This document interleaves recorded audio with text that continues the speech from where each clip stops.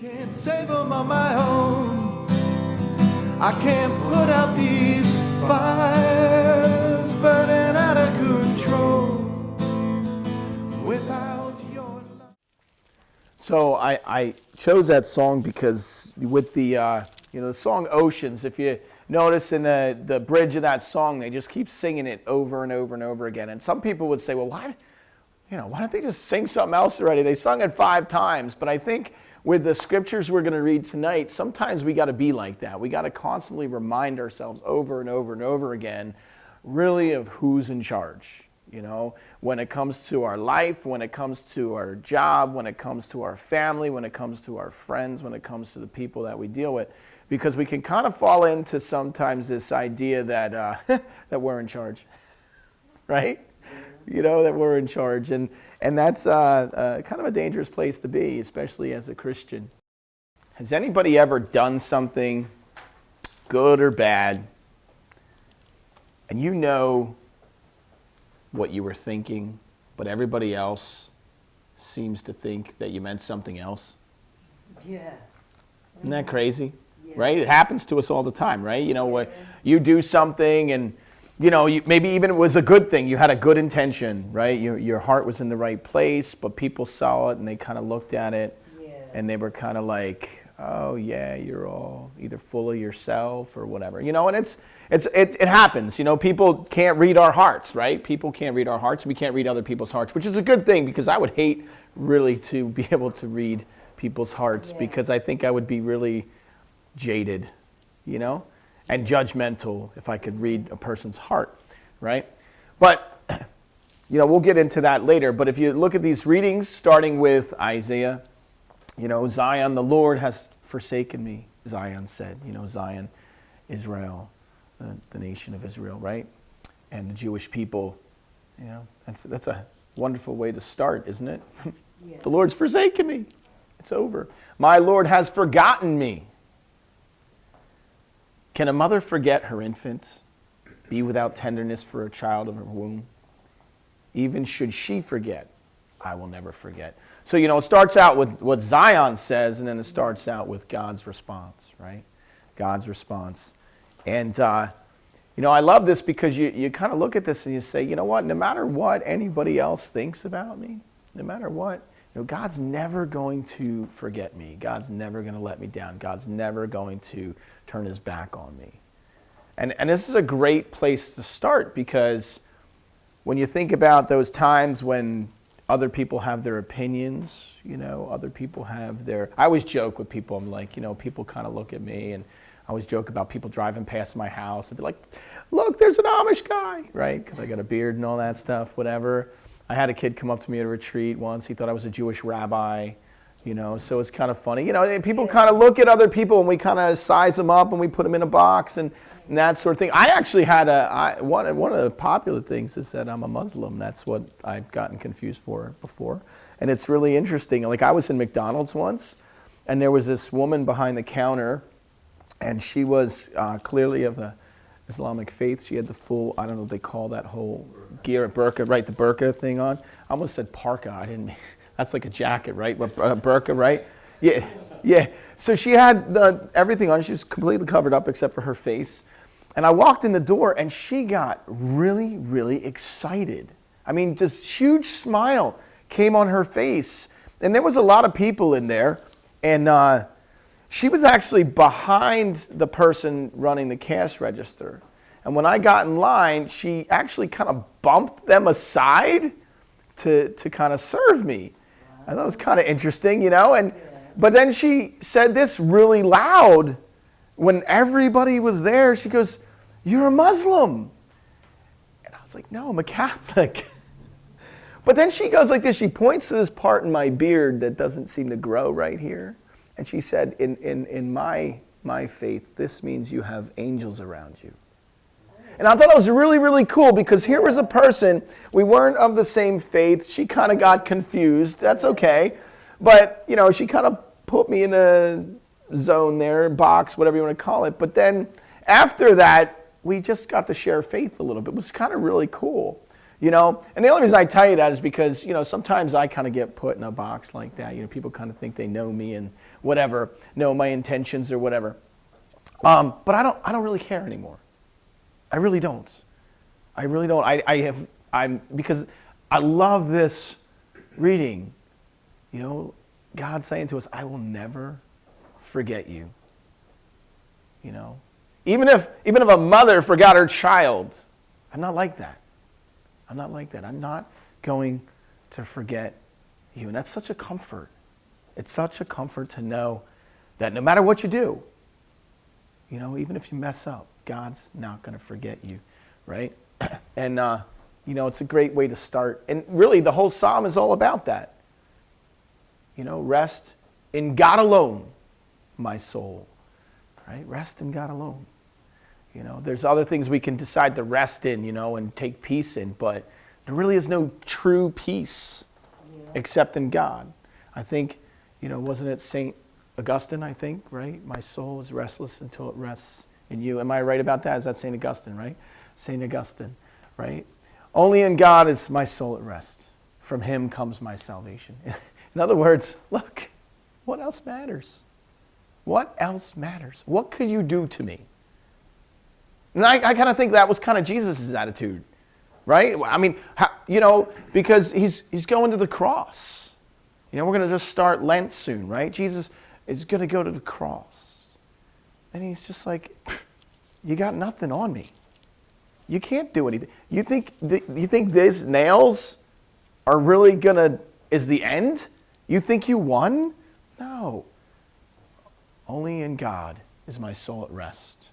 From him comes my salvation. He is my rock and my salvation, my stronghold.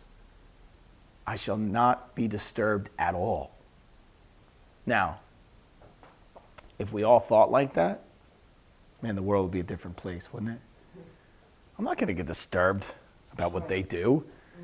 I'm resting in the Lord, you know. But we're kind of weak, you know. We're kind of weak, you know, when it comes to that. We still get bothered by what people say and what people do and how they treat us. And only in God is my rest, my soul. For from him comes my hope. He only is my rock and my salvation, my stronghold. I shall not be disturbed. Right? I love the first one though. Not be disturbed at all. It's like he has to, you know, the psalmist is reiterating it. You know, I said it once, and I'm going to say it again, right? I'm going to say it again. With God as my safety and my glory, he is my rock and my strength. My refuge is in God. Trust in him at all times, O my people. Pour out your hearts before him. This is, you know, St. Paul, right? Brothers and sisters, thus should one regard us as servants of Christ and stewards of the mysteries of God. Now it is of course required of stewards that they be found trustworthy. In other words, what he's saying is, look, God's entrusted us to give you this message, but we have to be trustworthy to give it, right? We have to be faithful. Yeah. I mean, it's really hard, you know, when people see someone who's not faithful and yet they're preaching up Jesus, right? Or when someone is like, hey, I'm Joe Christian, and their life doesn't back it up. I mean, so many people leave the faith and turn their back on Jesus, not because of Jesus, but because of those who are supposed to be the example of Jesus. I don't know how true this is. I think it's true, watching the movie anyway. If anybody's ever seen the movie Gandhi. Has anybody ever seen that movie about Mahatma Gandhi? Came out, I don't know what year it came out, but it's said, now I don't know how true this is, but it's just, you know, it's said that Gandhi supposedly said that he would have been a Christian if those who follow Christ actually lived it. Now, I don't know how exactly, I'm paraphrasing, but the point is what example he saw, he was bothered by. Now, I don't know. But I just know that myself, before I became Catholic and I got confirmed at the age of 26, one of the things that kept me away for a long time was just I didn't see people who said, I believe, I didn't see them acting on it. And that was difficult for me. But then I realized something else, that it's not a matter of what they do, it's a matter of what I do. right? It's a matter of how I live the faith. And maybe through living the faith in a genuine way, maybe we can bless other people to do the same. But, so now it is, of course, required of stewards that they be found trustworthy. It does not concern me in least that I be judged by you or any human tribunal. Again, it's that kind of whole boldness attitude of, look, you can't do anything to me. You know, even if you take me and burn my body, it's, look, you're not my judge. You're not my judge. God is my judge. God is my judge. But this is the best line. I do not even pass judgment on myself. Now that's a tough one, if you really think about it. I mean, how difficult can we be to ourselves? How hard can we be on ourselves? Like, oh, I can't believe I messed that up again. Oh, I can't believe I got to go to confession for that again. Oh, I really, man, I'm so stupid. Right? We let these things get in our head, and we beat ourselves up, and even especially when it comes to our sinfulness. You know, we're so quick, you know, to condemn ourselves.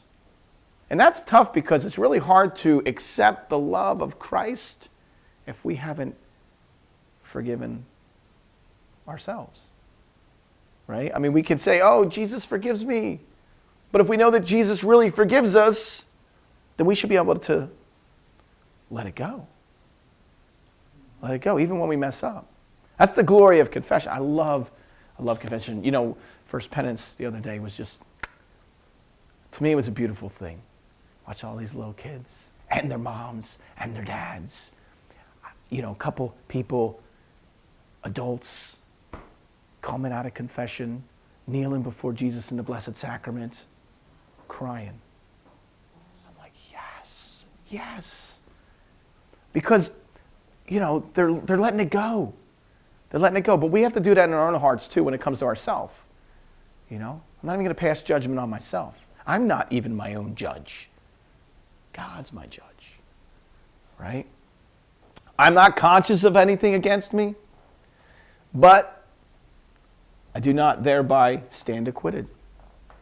In other words, just because I don't think I can't recall my sinfulness, it doesn't mean I'm free of it, right?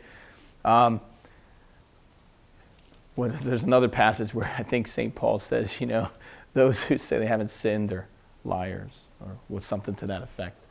The Lord, or the one who judges me is the Lord, right? Therefore, do not make any judgment before the appointed time until the Lord comes.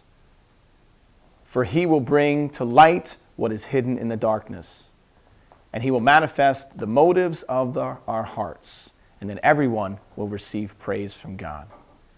You know, there are things in our own heart that we don't even see. And it could have been a pain from when you were young. It could have been something that happened. You might even have a totally different recollection of what it was. I know I've done it. Like I've told stories, and then my mom would, you know, I remember there was at least one time where my mom goes, I don't quite remember it that way. You know, we kind of remember things a certain way. Yes. You know, and yet, you know, and even when it comes to our sinfulness, maybe sometimes we kind of hide. You know, we like to see things a certain way. We kind of sugarcoat it a little bit, and then our memory kind of goes on and go on and on and on. We kind of forget. Well, oh, I know what it was. Here was a good. It actually wasn't. It was. I know my mom has done it once or twice, but my sister, it was great. I had a Mercury Cougar. I think it was like a 1978 Mercury Cougar, and every time you got that car up to 50 miles an hour, it would just shut off. Okay, so you couldn't go over 50 miles an hour. You get up to 50 miles an hour, there was some kind of electrical problem, and it would just shut off. And I got so fed up with it. I had $1,000 I was supposed to go give to my insurance company for my auto insurance. And I'm driving down the road, and it died. And I'm like, that's it. So I took that money, and I went and I bought a bike. You know, a pedal bike.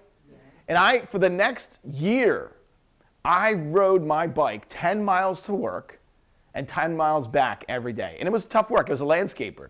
So I worked all day. So anyway, what does that have to do with this? Well, I got rid of the car. Until about 2 years ago, I couldn't remember what I did with that car. I couldn't remember how I got rid of it. I just know I got rid of it. And then I was sitting down to dinner with my sister, and we're all joking around, having good memories and all that stuff, had a little bit of wine, and we're just kind of reminiscing. And she goes, I'll never forget the time you gave me that car. I said, what car? She said, that Cougar. I said, what? I gave that to you? I didn't remember. And she goes, I was so mad at you because it just died and you didn't tell me. And I'm thinking, did I scam my own sister? Did I really do that? No, I honestly don't remember. But she obviously does, right? And so we kind of hide some things maybe that we have sometimes. But the great thing about confession and the great thing about bringing them to the Lord is He's going to let those things come to light, whether it's in this world or in the next. He's going to bring those things to light. And we're going to eventually be cleansed of those things. And I'm excited about that because I can't imagine if that was just over a car, I can't imagine what else is in there that I forgot that I might have done. Right? Now, that doesn't mean I'm not saying that, oh, well, if I didn't confess that or whatever, I didn't remember. But God is merciful. God is merciful, right? And it's just crazy. And I think about that car all the time now. It's kind of ridiculous. Did I really give my sister that car? Maybe I did. Maybe I did tell her it was going to die. I don't remember. I just don't remember. I kind of hid that one away. The gospel. And this is great. This all leads into, this gospel message where Jesus is saying, you can't serve two masters. And of course, he goes on to talk about mammon, which is money. But you know what? It doesn't have to be money. We can't serve our hurts and Jesus at the same time. We can't serve our pains and Jesus at the same time. We can't serve our jealousy and Jesus at the same time. We can't serve our fears and Jesus at the same time. One is going to win. And I heard it said like this once where, if you had a wolf and a puppy dog, whichever one you feed is the one that's going to grow. A wolf is bad, but if you starve it, it's going to die. A puppy dog, you're going to feed it, it's going to grow. Whichever one we decide to feed. If we want to feed our fears, and maybe we don't want to, that's kind of silly to say it that way, right? But if we feed our fears, it's going to win out. We can't serve Jesus and our fears. We can't serve Jesus and our jealousy, or Jesus and money, Jesus and our pride, Jesus and our reputation. We can't do both. We need to choose. We really need to choose who we serve. Therefore, I tell you, don't worry about your life, what to eat or what to drink, or your body or what to wear. Is life not more than food, and the body more than clothing? That's tougher for some people than others. I don't know. Some people love their clothes. I know a really great guy who's really loves the Lord, but he's got a lot of sneakers. And he's a wonderful guy, but it's like he loves his sneakers, man. He loves his sneakers. There's all kinds of sneakers, and that's okay, I guess, But when it comes down to it, do we obsess over them? Do we worry about them? Do we worry about what we're gonna, And we couldn't be talking about just clothing here, right? We're talking about the necessities of life, right? The necessities, the things that we really need. Nobody wants to walk around naked, right? And nobody wants to walk around hungry. And nobody wants to walk around without a roof over their head. But some people do, right? Because they find themselves homeless or whatever, and they're wearing this or wearing that. But what Jesus is saying, look, I got it covered. And just like I said in the first reading, I got your back. I'm not going to forget you. If we have a tendency to do this, we have a tendency, oh, God, yeah, I know what you mean there. But I know you're not going to forget me, but you kind of forgot about this before. And really, we're kind of saying we didn't get this as much as we want or as fast as we want or when we wanted. God didn't forget about it. He knows what we need when we need it, right? Is life not more than clothing? So look at the birds of the sky. They do not sow or reap. They don't gather into barns, yet your heavenly Father feeds them. I kind of have this picture sometimes, though, and this is probably really bad to say this here because I don't want to mess up your faith. I just have this picture of this bird being all happy, and all of a sudden this other bird coming and eating it. I don't know. But, we can get worried about that stuff. But, God's got our back. Right? God's got our back. I hope I didn't mess up anybody's faith here by sharing that little bird story, getting chomped up. There's always a bigger fish type thing, right? But, look at the birds of the sky. They don't sow or reap. Your Father feeds them. Are you not more important? See, this is the key line, okay? All right, we're not talking about the animal kingdom here. We're not talking about, the carnivore eating the bird or whatever. We're talking about the fact that God's saying, look at all the beauty around you. Look at all the trees. Look at the birds. Look at the animals. That's all. I got it all taken care of. How beautiful is that? Anybody ever see, I'm sure you have, right? A sunrise. It's beautiful, right? It's never the same twice. No. It's beautiful. Sunset. It's never really the same twice.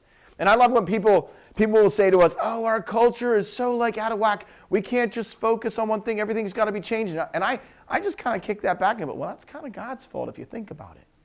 Everything he makes is changing and beautiful. It's never the same masterpiece, right? But it's so beautiful. But what Jesus is saying here is, look, all that beauty. And you're so much worth, so much more beautiful, so much more valuable to him, right? Think about the I don't know, the greatest scene you've ever witnessed with your own eyes, the greatest miracle, and Jesus is saying you are worth more than that. Isn't that? If you think about it, when the heavens and earth pass away, it's be new heavens, new earth, right? As the scripture says. Well, yeah, because you know what? Be new heavens and new earth. But he's not going to replace you. Right? You're one of a kind. Oh, he's going to upgrade you maybe. Get that Holy Spirit upgrade, that holy heavenly upgrade or whatever it is. New body, I'm going to tell a story. I hope you don't mind. But Victoria, when she was little, we were explaining to our kids about how when Jesus comes back and we're all going to get new bodies. Resurrected bodies, right? Because when Jesus was resurrected, right? He was physical. He ate. You could touch him. And we're going to have a resurrected body, a new body. And I forget, maybe 3 or 4 years old, and she goes, Dad, when I get my new body, do you think Jesus will give me darker skin? It was just really cool, Are you not more important than they? So, Jesus is saying, look, know your value. Know your value. Because if you know your value, you should understand, why worry? Can any of your worries add a single moment to your lifespan? All the time we obsess over worrying. Worrying. Is this going to get done? Is that going to get done? Is this, can I do this? Can I do that? What's this person going to think? What's that person going to think? And I always like to focus, when I read this line, one of the things I like to focus on is a day of rest. A day of rest. And why? Because it's like the most basic thing and one of the commandments, right? A day of rest. And yet how many people actually do it? How many people actually take it? Oh no, but I got to get this done. Oh no, I got to get this done. Oh, I didn't get this done, so I got to finish this. Or I got to get a jump on the next day. And yet God is saying, I got it. I got it. Take a day off. Take a day off. Relax. Chill out. Have some fun. Enjoy life for one day. That's all I'm saying. Enjoy life for one day. Don't be stressed out for one day. One day a week. Don't be stressed out. But yet it's going to take us trusting him, right, to know that he's got it covered. He knows what you need. He knows your concerns. He knows your worries. He's got it. He's got it. Let him have it. Because you're not going to add another day to your life by worrying. It's just not going to happen. As a matter of fact, I'm not a doctor, okay? But I'm pretty sure, medically speaking, worrying shortens our lifespan than it does lengthening our lifespan. Why are you anxious about clothes? Learn from the wildflowers. Same kind of concept. They do not spin, but I tell you, not even Solomon in all of his splendor was clothed like one of them. Solomon was a great king, right? Great king. They would come to him to talk to him about his wisdom, and he had all this gold and, treasure, but not even Solomon was like one of those. So if God clothes the grass of the field, which grows today and is thrown into the oven tomorrow, will he not much more provide for you, O little of faith? All this splendor is going to pass away, all this beauty. And yet he's saying, look, that's beautiful, but you're the crowning of his creation, made in his image. He's got your back. He's not going to forget you. And aren't you worth more than all that? Aren't you more beautiful than that? So don't worry and say, what are we going to eat? What are we going to drink? What are we going to wear? All these things the pagans seek. In other words, these are the things that people who don't trust in God obsess over. They obsess over them because I got to control it. I got to do this. I got to make this work. I got to, and that's a hard thing. Look, I'm a dad and a husband. And I want to be the provider. I want to be the protector. I want to be the one who, takes care of my family. But the only way I've found that is possible is if I let God take care of it first. I've found that every time I try to take control of it, I usually mess it up. And I usually go, how they say you go one step back or two steps back, two steps forward, one step back. Usually if I start taking control, I'm usually on a steady pace backwards. And I'm losing ground. And then I get all clouded, right? Because then I can't figure out, why isn't this working? I can't figure out why I'm losing ground. And then I finally wake up. A good example is that I actually owned a landscape business, a landscape company when I was younger. And I got into that. Even in high school, I was landscaping, and then eventually I owned my own business. But before I owned my own business, I worked for another guy, and the guy's name was Mel. He was a nice guy, but he was shady. I was his foreman, and I was the guy who had to lie, tell the guys they weren't getting paid that week, tell the mechanic why he wasn't getting his money. I was the guy who had to go out and kind of be the spokesman for this guy who I knew was, for lack of a better word, shady, right? And I had just had enough. Yeah. And I had actually been starting to dive into the scriptures at that point in my life, and I realized I can't keep living like this. And I was living in a trailer park in Jackson, New Jersey, and I don't care what anybody says about trailer parks. Trailer parks are awesome. $500, 2 bedrooms, kitchen, dining room, living room. It was all mine, right? Not mine. I was renting it. Anyway, but I quit. All right, you ready for this? I quit a landscape job, which is like summer, spring, and fall work. I quit a landscape job, which I got paid through the winter because I was the foreman. I quit in January. When there's no work. And I had lost my security deposit because I needed that for my rent. My electricity got shut off. My toilet froze because there was no heat. So I had to humble myself. And I called my dad. I said, Dad, here's what's going on. Can I just move back home for a little while? So I did. And with the intention of I was going to go into business for myself. What moron starts a landscape business in the middle of January? That's all I'm going to say. It's tough, So anyway, but here's what I did. And I remember this, and this is why I'm saying this story, is my dad lives along the canal, and he had a canoe. And so I decided to take that canoe and I just felt like I needed to get away. I needed to refocus. I needed to just kind of get centered because I was going backwards. Here I am. I quit my job. I mean, I was making good money for like a 20-year-old man. I was making like $25,000 a year. You know, at that time, that was good money, you know? And so I lost my job. I lost my place. I'm humbling myself to go back to my dad. I'm like spiraling out of control here, and I don't know what's going on. And so I got in this canoe, and I just started paddling. And I think I was good 4 or 5 hours. I'm just going up the canal. And until I just finally, it just kind of went away. I just found some peace. Now, I wasn't really that close to God at that point in my life. Like I said, I did start reading the scriptures, which is one of the reasons I stepped out. But what I'm getting at is that it took me some time to get to that place where I realized your Heavenly Father knows your needs. And I needed to get away. And I needed to get some rest. Because I definitely wasn't taking a day off. I mean, I was working 6-7 days a week. And I needed to get some rest. See, God is saying that to us. You know, you need to get refocused. You need to recharge. Kind of like computers. You got to shut down and restart. Right? You ever have a problem with your computer? You can't figure out what the heck is wrong with it. It's driving you nuts. I mean, first, and then you realize, well, let me just shut it down and restart it. And all of a sudden it fixes itself sometimes. Most of the time. Maybe not. But it's a good thing when it does, right?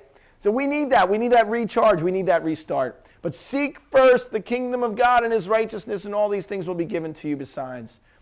You know, this just goes back to what we were saying for the last 3 weeks. We have to humble ourselves and say, you know what? God is God and I'm not. Right? God is God and I'm not. I saw this great sign on the church. It said, I got 2 points of great news. 1, there is a God. Number 2, you're not it. Right? We have to recognize that and trust that he's got it covered. He's God. He's got our back. Don't worry about tomorrow. Tomorrow will take care of itself. Sufficient for today is its own evil. Enough. In other words, don't you have enough stuff going on today? Isn't there enough to think about today? When we start thinking about tomorrow, we skip today. And when we skip today, we realize we just skipped our day of rest. Because we're too busy thinking about tomorrow. Right? And that's key. And God wants us to rest in him. You know, that goes right back up to that top one, right? Into the Psalm. Only in God is my soul at rest.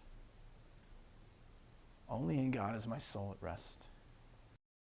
Can't save them on my own. I can't put out these fires.